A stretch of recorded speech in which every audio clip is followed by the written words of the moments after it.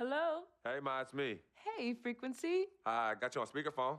Okay, your sister there? Hey, Mama, I'm right here. Hey, baby, how you doing? I'm fine. Yvette's here too, Mama. Hi, Mama. How you doing? I'm fine. Does she have to be here? Yes. Mr. Pagnotti, the agent I was telling you about, he's in the room too. How you doing, ma'am? I'm good. Nice to meet you. What a pleasure to finally meet the queen mother of this young, talented man, even if only by telephone. That's sweet. Hang on, Frequency. Here comes your father. All right. Hey, sorry I'm late. Hope everyone's well. How you doing, Daddy. Mr. Hey, P? Bobs. I'm doing good. So let's get to it. Yeah, let's do this. We all know why we're here. This meeting is strictly confidential, 100% off the record. Didn't happen. We weren't even here. Capiche? Capiche means understand in Italian. Capiche? Capiche. Freak insisted that I have his entire family here. And I think it's great that he has a good support system around him. I've been doing this a very long time, and I work with some of the best. Now, let me rephrase that. I work with the best, and the best always seem to have a great support system around them. A family, if you will, you know what I'm saying? Yes. So let's cut to the chase.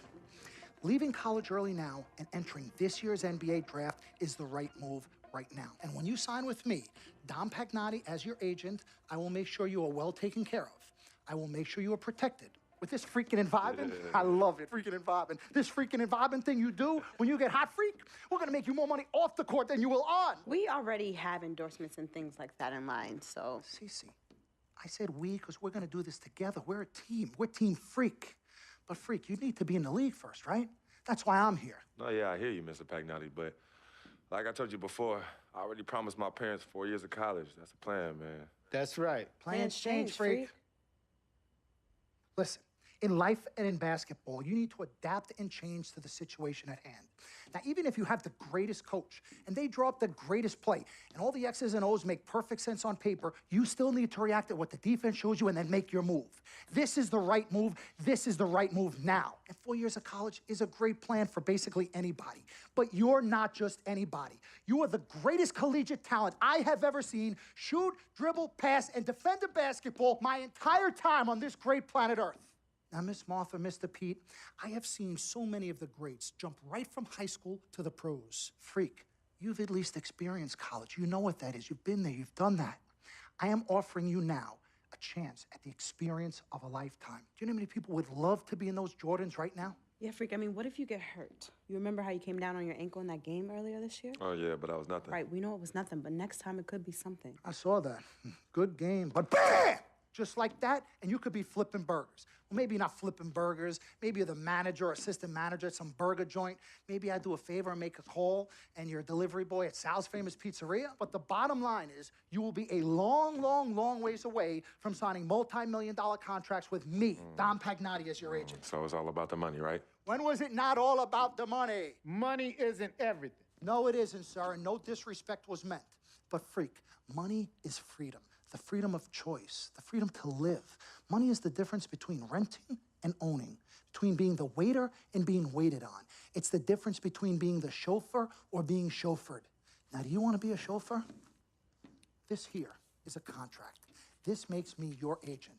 Sign on the dotted line, and I will take you and your family to the promised land. Like I said, Mr. Pagnotti, it's not all about the money. Pete, let the man finish. He made his point. He's finished. Aren't you finished? I said my piece, but I know I'm right. You guys should talk. Pete, what if Frequency does get hurt? Shouldn't he take this opportunity now? What if the boy goes pro, gets hurt, and then doesn't have a college degree? Look how hard we work for him to get to where he is. But college isn't for everybody. Pete, you didn't go. That's why we work so hard for him. Just saying. I mean, if he's ready to do this now as opposed to later, Pete, anything can happen. You're right.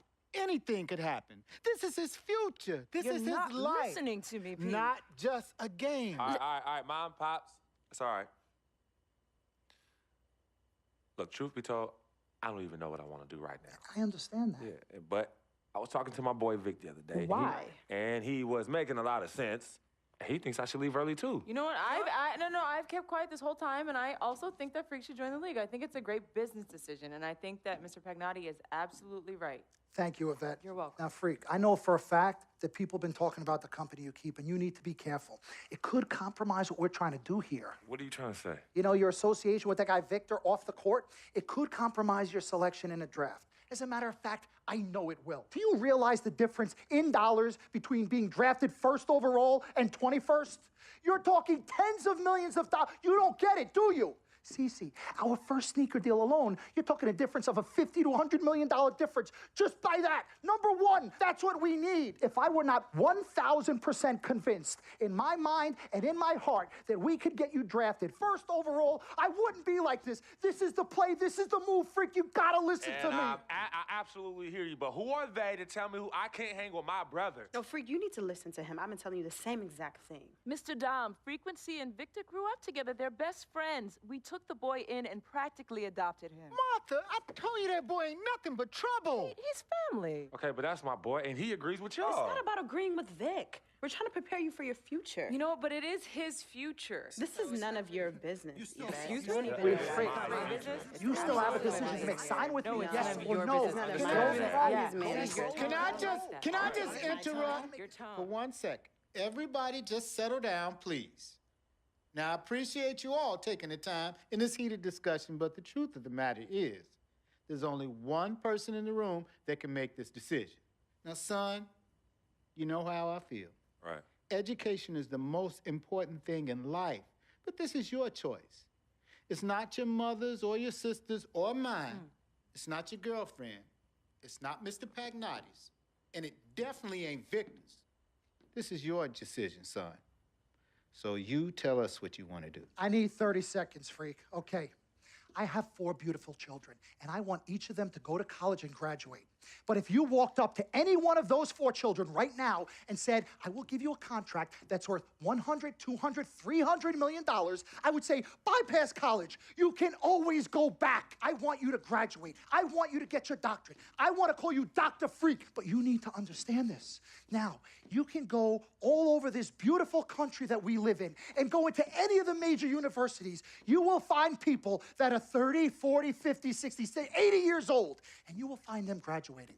But if you live to be 500 years old, you will never see ever somebody 40, 50, 60 years old being drafted from college into the NBA. We need to strike while the iron is hot. This is your life. We will get you drafted first overall. You will be up there with all the big names. I'm not talking first rounder. I'm talking first overall. Listen to me. This is what Mr. I do. I am the Pagnotti, best at what I You do. have had Nobody your is 30 better. seconds plus. Miss Martha, I am sorry. You just Mr. need to Pagnotti, understand. would you please let my wife speak? I apologize. Frequency. Baby, what do you want to do?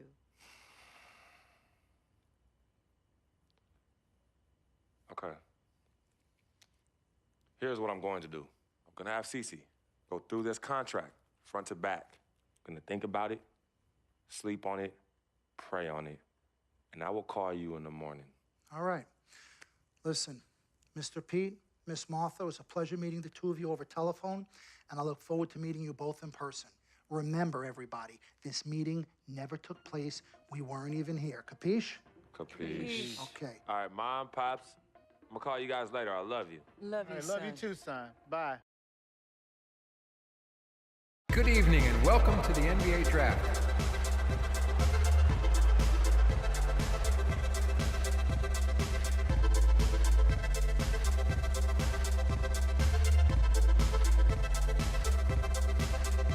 With the first pick in the NBA Draft, the Minnesota Timberwolves select Karl Anthony Towns from the University of Kentucky.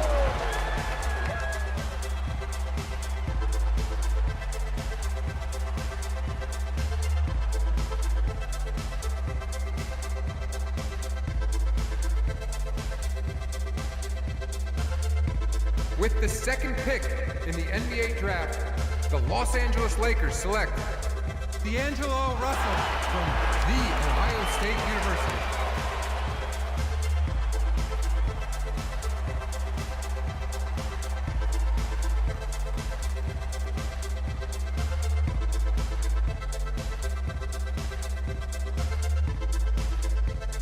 With the third pick in the NBA Draft, the Philadelphia 76ers select Jahlil Okafor from Duke University.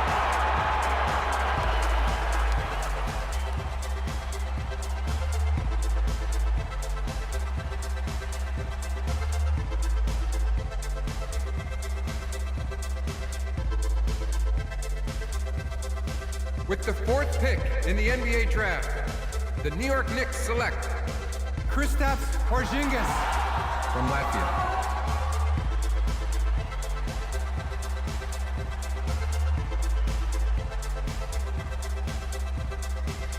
With the 5th pick in the NBA draft, the Orlando Magic select Mario Hezonja from Dubrovnik, Croatia. With the 6th pick in the NBA draft, the Sacramento Kings select Willie Cauley-Stein from the University of Kentucky. With the 7th pick in the NBA draft, the Denver Nuggets select Emmanuel Mudiay from Dallas, Texas. With the 8th pick in the NBA draft, the Detroit Pistons select Stanley Johnson. With the 9th pick in the NBA draft, the Charlotte Hornets select the 19-year-old small forward from Georgetown University.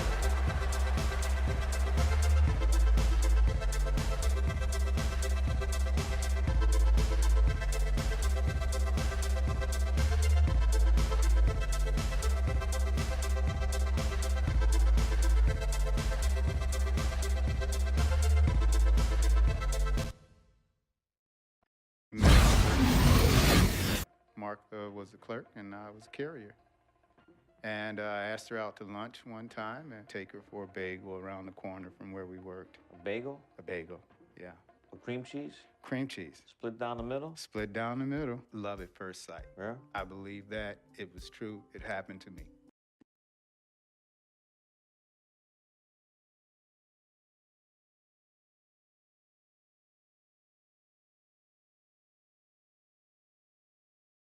Let's do this, young man. Yes, sir.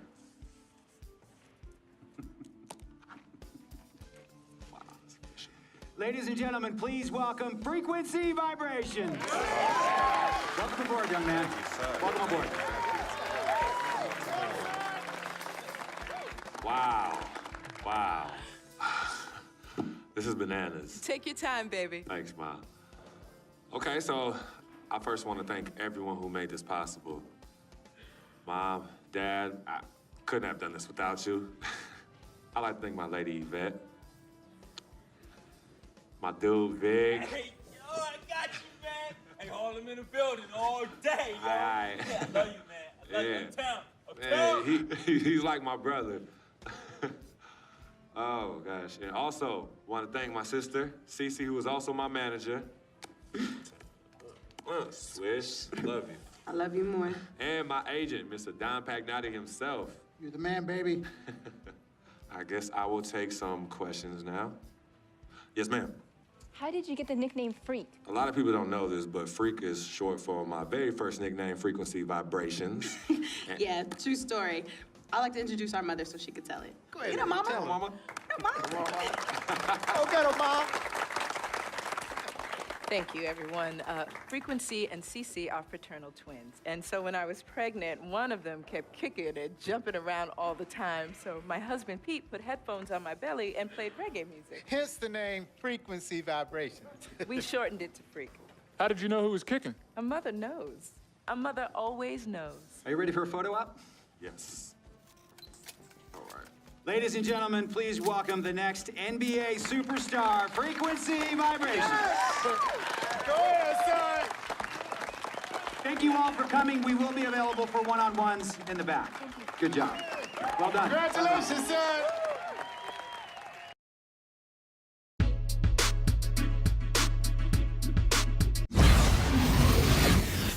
All right. You all know why we're here and what we came to do this year. This is only the beginning of a very long season, but Game 1 means just as much as Game 82. Now, we have some new faces here that I really expect to make an impact for us this season. We've already seen flashes of what they can do for us, but I expect all of you to go out there and execute just like we did in camp. Ain't no more excuses. It's time to get serious. If we play our brand of basketball, there's no telling where this team can go. So get out there, get warm, and let's go win this game.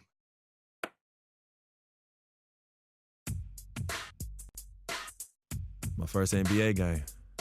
Can't believe it's finally here. You work your entire life for something, and then when it's right in front of you, it's almost hard to believe. But I'm ready. And now it's time for me to show everybody I belong. And do my best to represent Harlem.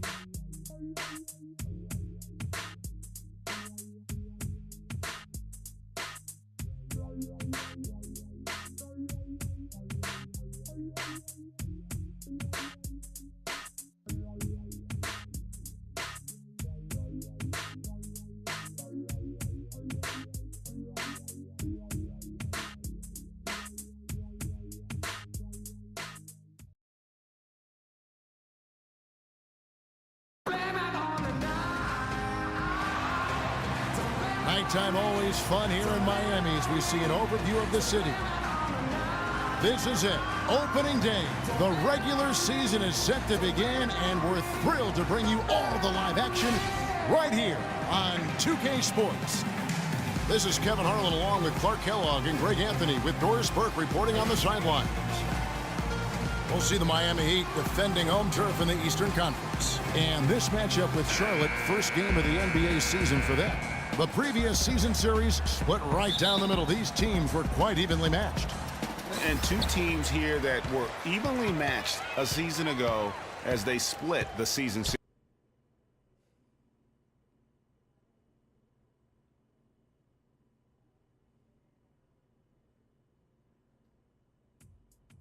What a life, eh, freak?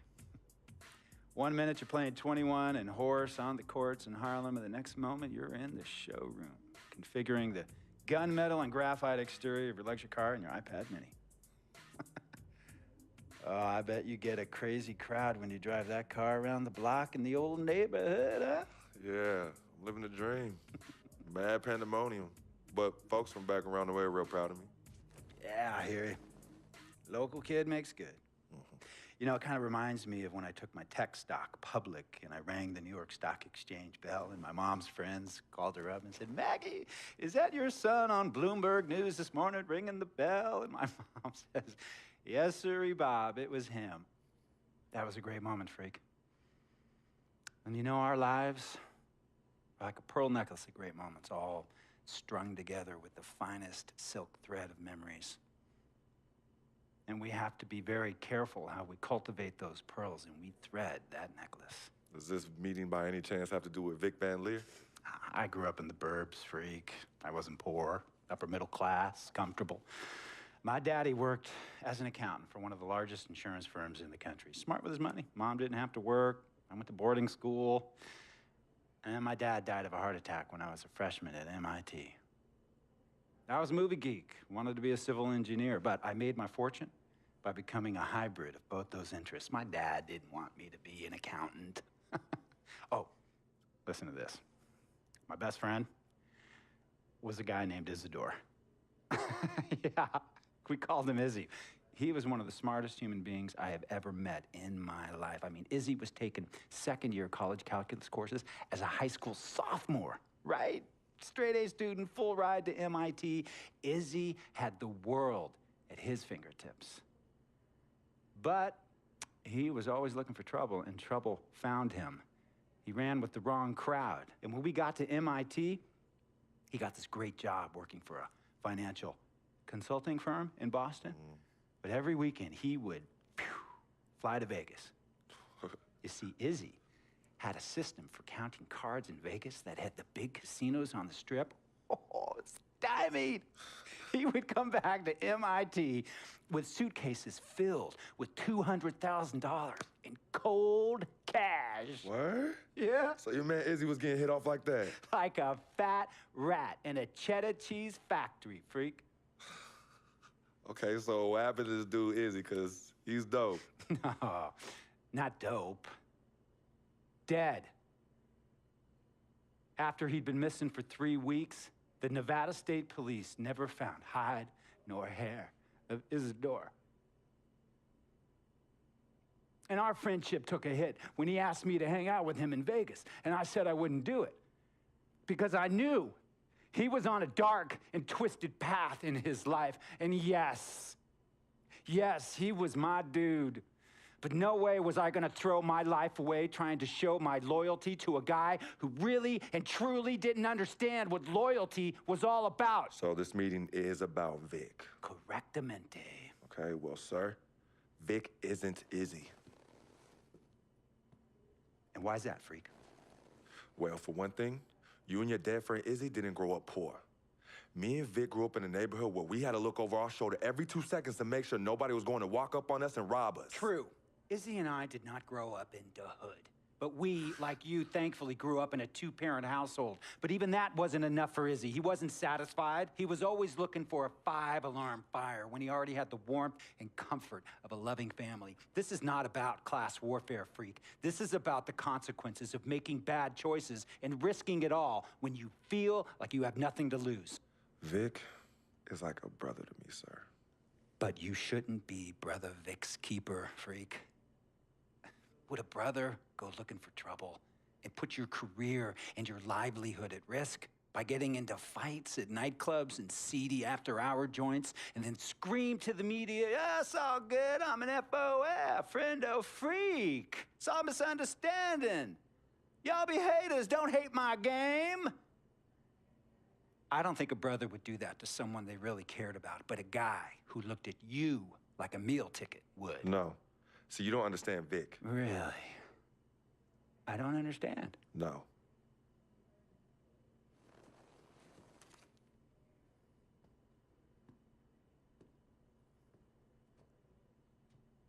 Look, man, it was a misunderstanding with the guy in the next VIP booth. His honey started flirting with me, so naturally I started flirting back. Next thing I know, Captain Cornball's off my grill piece beefing. Next thing he know, he got a 2-piece and a biscuit on his left eye. Hey, I don't know who hit him, and it damn sure wasn't me. Hey, Captain Cornball's mad because I'm an FOF, friend of freak. Hey, but check this out though. He needs to train that hottie before he leave the house though. Yo, he's hotties ain't loyal, man. What's there to understand? Are you freaking blind? You know, I just want to know, how much did you pay your lawyers to make all this go away? Almost $100,000. Excuse me, son, I'm sorry, I couldn't hear you. I said I paid almost $100,000. Exactly. And if you keep riding shotgun with Vic, you're gonna go broke. Quick, fast, and in a hurry. Look, Vic is my friend, and I grew up with him. How many times I gotta tell you, sir? Freak, this is not a request. I am not asking you to do this. I am telling you to do this. And the first order of business is that Mr. Vic Van Leer is banned from traveling with you on the road. Vic is banned from the locker room. And Vic is banned from this arena. And if I catch this guy, Vic, in or anywhere near the facilities, Mr. Vic Van Leer will be arrested for trespassing. Are you serious, sir? Brother, I'm as serious as cancer. We all know that can be deadly. You know, when me and Vic were kids, playing summer tournaments at the Dome, we always imagined making it to the pros, right? And after the crowds left, just a street light was on the court, like 11:30, 12 midnight, even 1 in the morning sometimes. We used to practice player introductions, running on the court, giving dap, high-fiving the teammates. Vic, he would act as an announcer. You know, he would introduce me, announce my name on the loudspeaker, and the Jumbotron would flash my image like a little guy dressed in long shorts and a jersey. And now, fresh off his 3-game, 62-point scoring streak, the youngest player to ever do so in NBA history, Frequency Vibrations.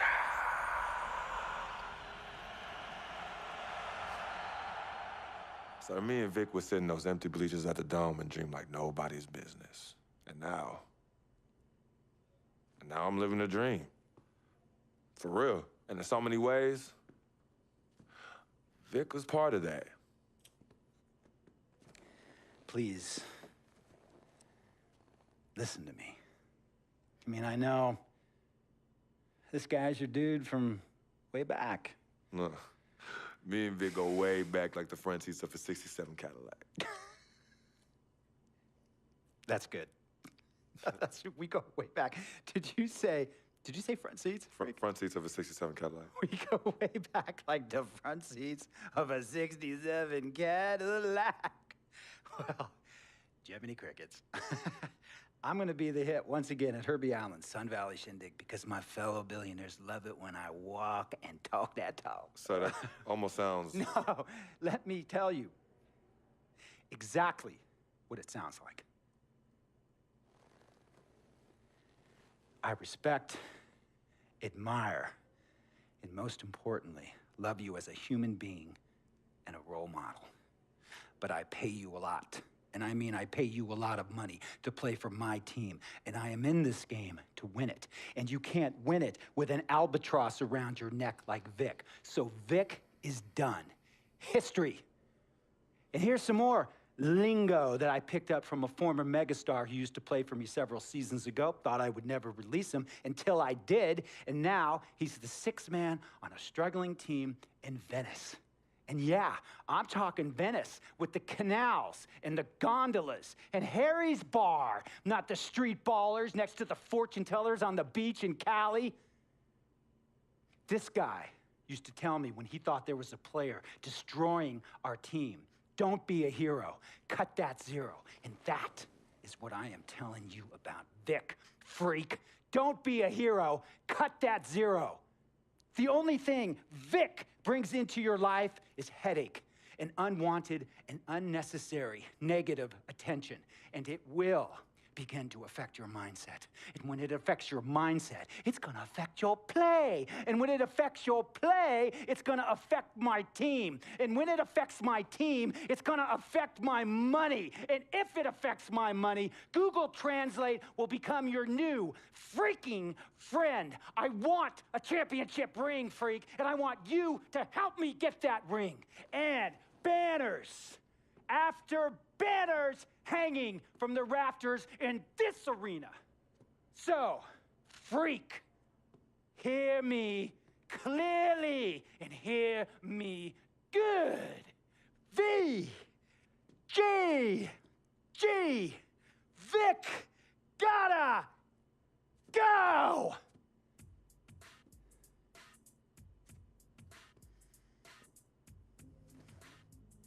Handle your business. And remember, that contract you signed contains a morality clause, a very important clause that revolves around your conduct on and off the court, and how it can negatively impact my team. Now, I don't want you to have to learn Italian or Croatian as a second language. And hey, playing pro ball overseas, there's nothing wrong with that. But the arenas are nothing like this, nor will the money be the same. And on top of all of that, this is the US of A, the greatest freaking country in the world. Ask yourself, is Vic worth all that? Think about it. Think long, think wrong.